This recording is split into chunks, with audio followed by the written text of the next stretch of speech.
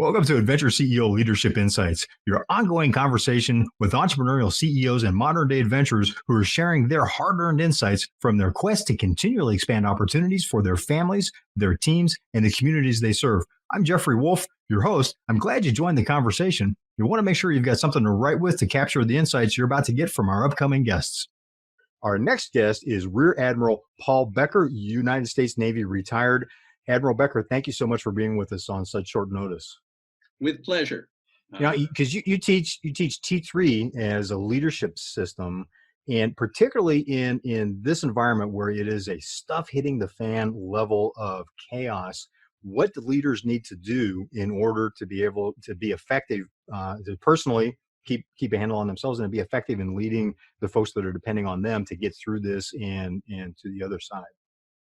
Thanks, Jeff. T3 stands for teamwork, tone, tenacity. And I find these to be pillars of leadership that apply in peace, crisis, or combat. And it seems with the current pandemic tumult, we're running the spectrum of all of them right now. Mm-hmm. You mentioned the current environment, a thought on that. I think anyone who talks and teaches leadership, as I do at the University of Virginia, and with my private practice for organizational development of both private and public corporations, that in times of crises, we're all used to doing something, but we're not mm-hmm. used to multiple simultaneous crises arriving at the same time. And that's the case with coronavirus. Specifically, we're talking about a health crisis, an economic crisis, family stability, international relations, education. And you put all that on top of a national election year where there's a sharp political divide in America. Mm-hmm. And we're not used to all these things happening at once. So I've seen a lot on the World Wide Web of subject matter experts providing some unique, exquisite leadership solutions to these unique times. I take a different tack and want to go back to the basics of T3, or teamwork, tone, tenacity. And these are pillars that I've seen provide positive outcomes during my personal involvement in multiple simultaneous crises in the past, whether I was in full combat gear in Southwest Asia, or whether I was in a hospital gown and on a ventilator, overcoming stage 4 cancer. Because you have a very unique experience because of having been a military leader at very high levels, where your decisions affected literally hundreds of thousands of men and women in uniform, plus having survived cancer with really a very near-death experience there. What are some of the specific actions that leaders need to take that are different with this level of chaos versus what we would normally do under high pressure situations?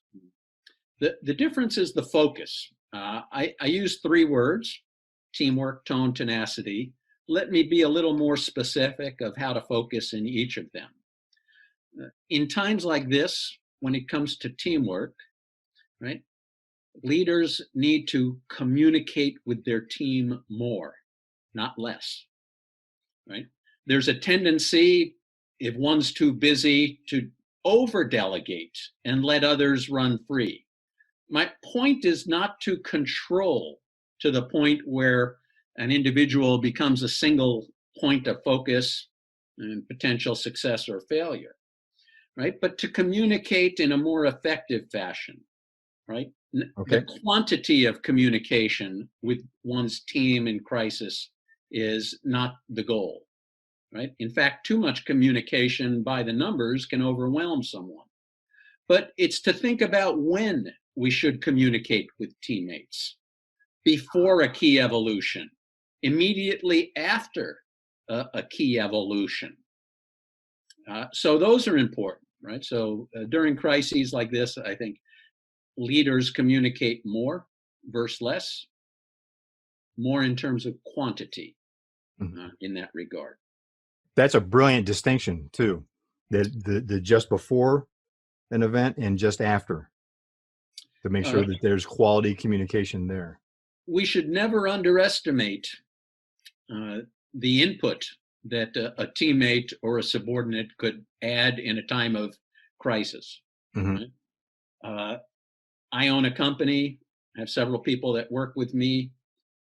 Deep down, my instinct wants to make sure I'm on top of what everyone's doing, but that doesn't work in a crisis. I like to empower those out on the edge, give them all the guidance that they need, ask them if they need additional resources to accomplish their goal.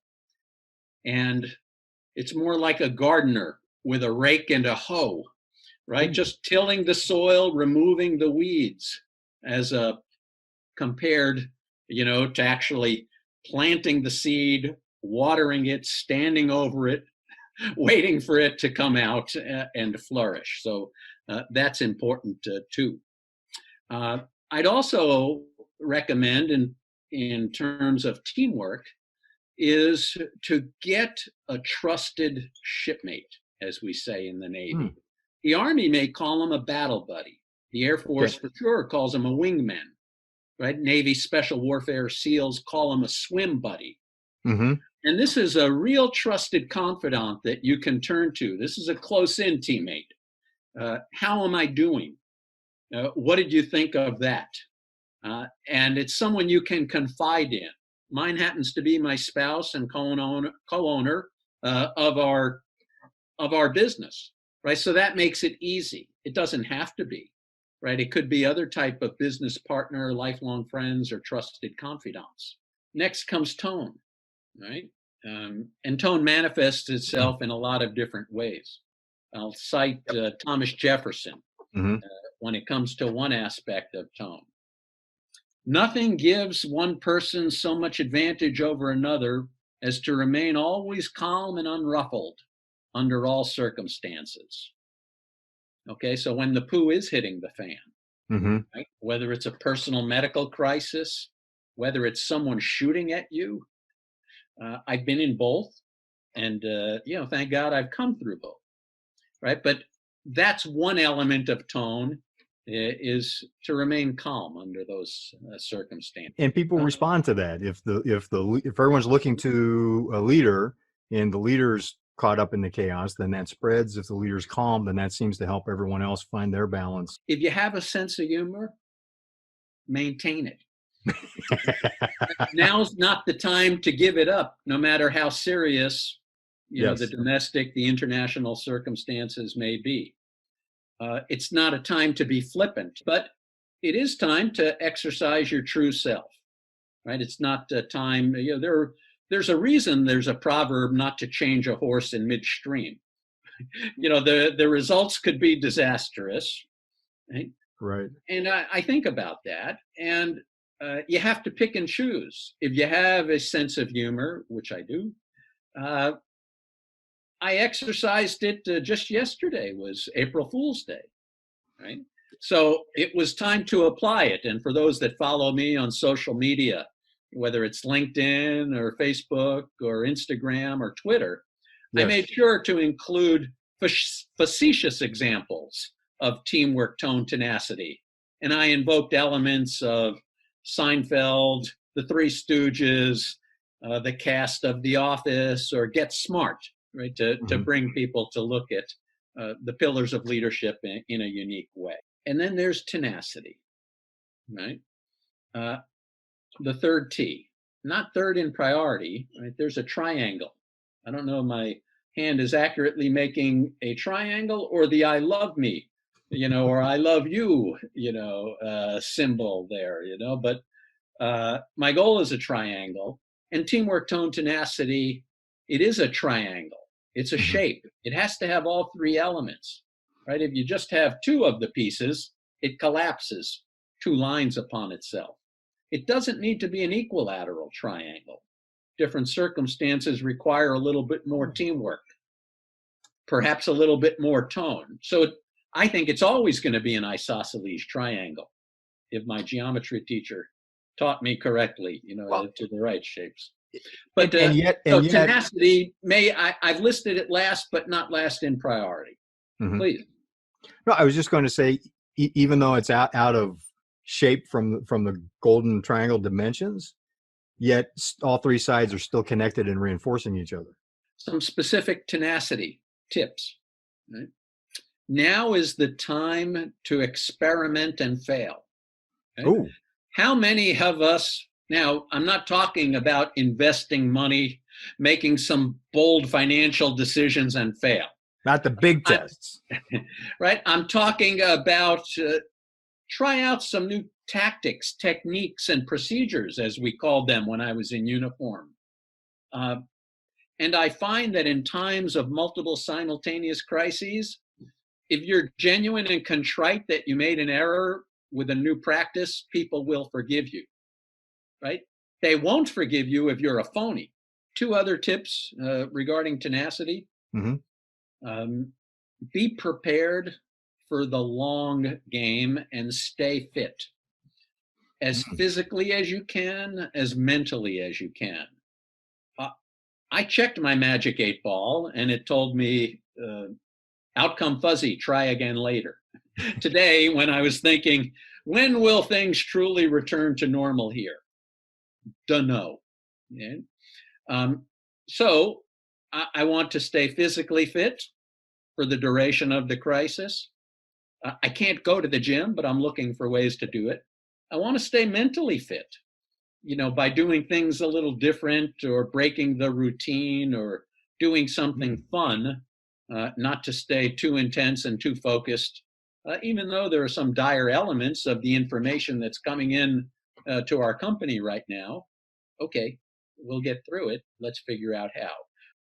And then back to the teamwork communication before and after an event, particularly pay attention to after action reports, as we call them in the military. What just happened? What worked? What didn't? Unless we document them and apply them, we're doomed to repeat, some of the same errors. And if there's a good new practice, we want to apply those for success in the future as well. So it really takes some time, either after a defeat or a success, depending on the event, to make sure others understand or one documents how to apply it best next. That is brilliant. Thank you so much for sharing it. Those 9 tips couched in your teamwork, tone, and tenacity framework. It's a brilliant way to approach it. Very applicable in today's environment in terms of what do leaders have to do right now to adapt to the level of chaos that's going on around them. Good. I'll finally close with leadership's a process, Yes. Right? And we often said on the battlefield, but I find it's applied to me, according to my doctors in the operating room as well, is the team that adapts fastest on the battlefield will win. Admiral Becker, thank you so much for making time to speak with us today. I know this has made your hectic schedule even more chaotic, and thank you for your service and your continuing service since you've retired from the Navy and are continuing to teach leadership from your very unique and very skilled, experienced position. Thank you. Very kind of you to say. Thank you, Jeff. Our next guest is John Limbocker, founder and CEO of Internet Dominators. He is one of the leading experts in the world on online marketing, search engine optimization, website development. John, thank you so much for being with us. Oh, thank you for having me. I am happy to be here. John, with everybody in, under stay-at-home orders, business and the economy is going to be different when everyone's released back into the wild. What should entrepreneurs be doing right now that's effective? Well, I tell you what, the most important thing that you could do right now is stay connected. Oh, That's the biggest thing, because think about it, all these businesses that were face-to-face a few weeks ago, they can't do that now. What's going to happen to their customer base? Their customers still need what they were providing, and people are just like, they're laying down and dying. They're throwing in the towel. They're not getting creative. Entrepreneurs are very creative by nature. And that's what I'm doing now is I'm helping those people be creative. Like for instance, you might think a chiropractor is just like done, right? Well, That's a good point. Yeah, I mean, that's a guy that literally lays hands on you to fix you. And you can't do that. You can't do your business, your means of generating income for 30, 60, 90 days. Yeah, well, I'm teaching them how to stay connected. I'm teaching them how to go into the person's living room and be with them and get them through because they need that treatment and they can't get it. They can't get it anywhere, really. So there are things that they could do. They could teach the person how to stretch, how to stay tuned up, how to do self-adjustments and stay connected during this time. And not only will that keep their own customers, so when they do reopen their doors, those people will flood back in. It gives them an opportunity to acquire new customers from all the chiropractors that are not handling their people. Where there's adversity, there's opportunity. And I see more opportunity on the road ahead than adversity. I mean, I know there's a lot of bad stuff going on right now, but for the creative business owner, this is like a pot of gold. It really is. You just have to think about your audience and how you can continue to serve them. You know, like karate studios, they're moving to karate lessons online. And even my own business, I had 3 seminars lined up. And when all this came down, I was actually speaking at the Long Beach Convention Center. And I'm up on stage and I'm giving my presentation. And right at the end of my presentation, I notice all these security guards coming into the back of the room. And I'm like, oh, uh-oh, what did I do wrong? That'd be natural. You're on stage. It's like, wait a minute, what did I say? Yeah, I'm like, wow, I'm like one of the good guys, you know, and they were in there to shut it down because they were evacuating the entire Long Beach Stadium. That was the same day that they closed Disneyland and not the Berry Farm. Whoa. And, you know, I threw a little humor in on top. I said, all right, guys, it looks like I won't be here tomorrow. So if you want to get your orders in, you better do it now. But that was a really big wake-up call for me. I'm like, wow, if they're shutting these kind of places down, we got something serious ahead on the road. And yeah, I immediately shifted gears because I had three face-to-face seminars set up to do. And I immediately reached out to everybody so they weren't shocked. And I said, look, there's a lot of stuff coming down and I'm going to do these online so everyone can be safe. So it was like I was putting their interests ahead of everything. And everybody loved it. I had more people. Usually I have the number I typically have. I had 3 times that many on my events this time around. Wow. It was crazy. Wow. So there's a lot of opportunity, but you have to learn how to deliver.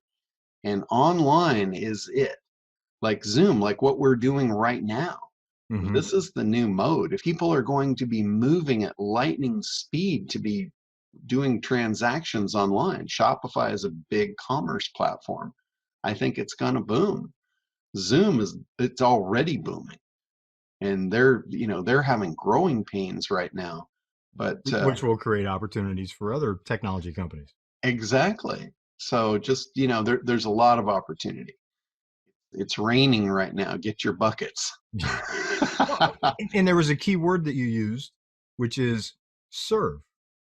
And I've known, as you're watching this, I've known John for several years, and I can, from personal experience, can attest that that's the position that he approaches people from: is how can he be of service? How can he serve?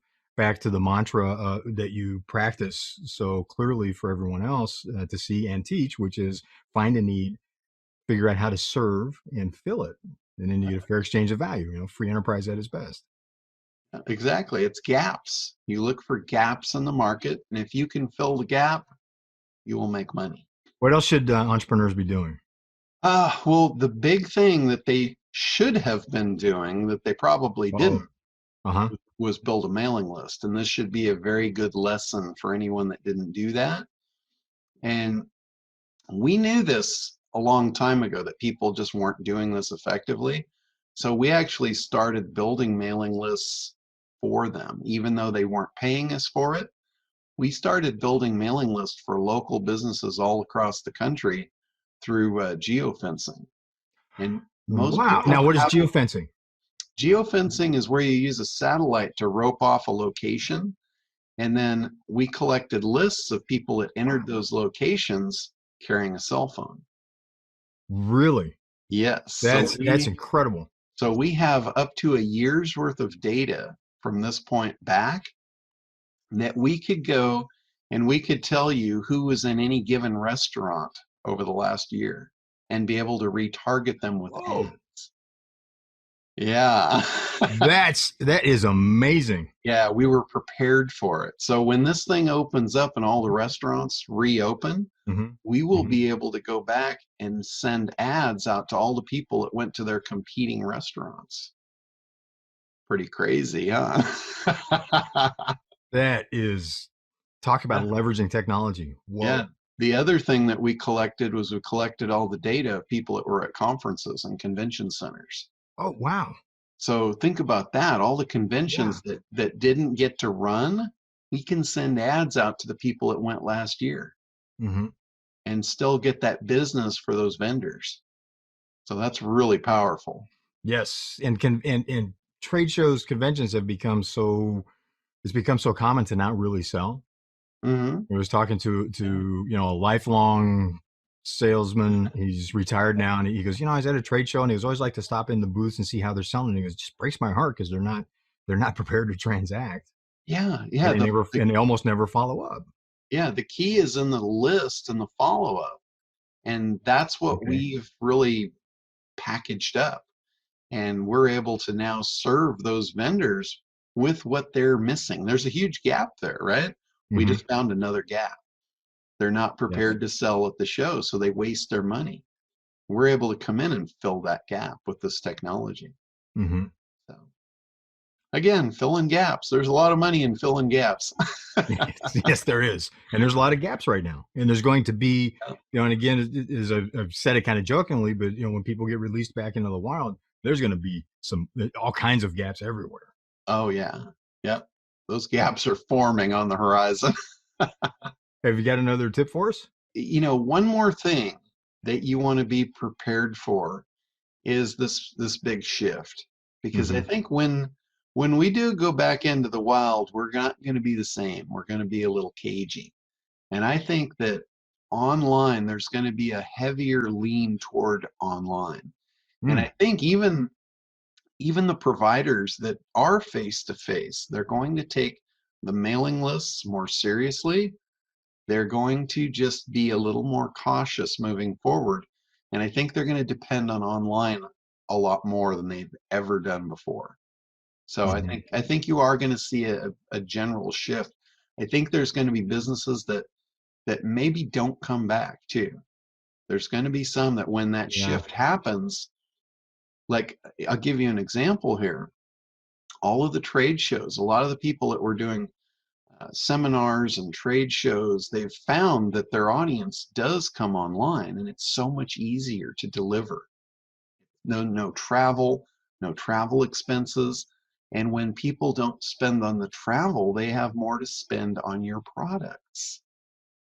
That is an excellent point. Yeah, so I think there's going to be a fundamental shift, and I think the people that might be suffering might be the hotels and the people that are running face-to-face conferences, conventions.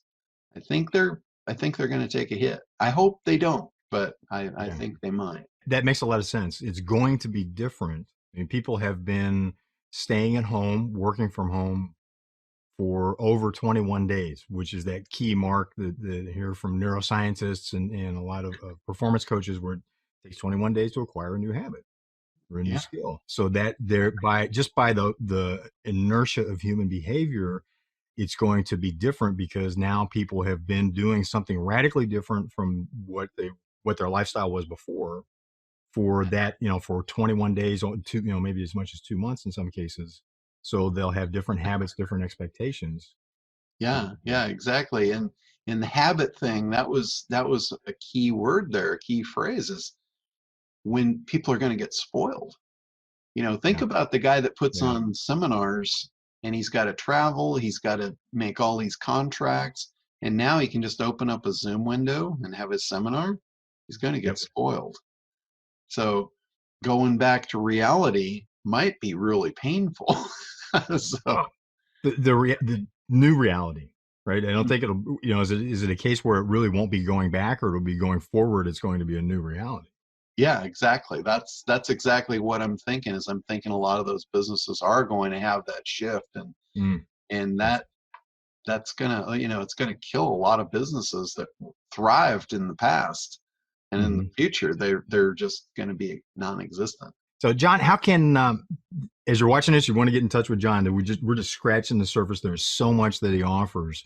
How can people get in touch with you and learn more? You can find me at internetdominators.com. I'm too big to hide. John, thank you. InternetDominators.com. After you're done watching this, go to InternetDominators.com. Thanks for being with us today, John.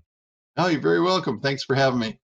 Well, you've found an ongoing conversation with entrepreneurial CEOs and modern day adventurers who are just knocking it out of the park with what they're doing, and they're sharing their hard earned insights with you to help you build your business. What's working? What did they find as pitfalls, things to avoid? How do adventurers reframe what they consider to be possible? Many of them are entrepreneurs.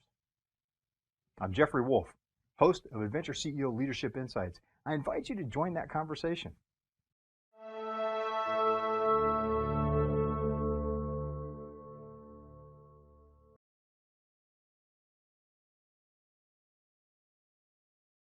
That will put them. Can't get my own words right, It's just like you can't tell your own story. It's really No problem. uh,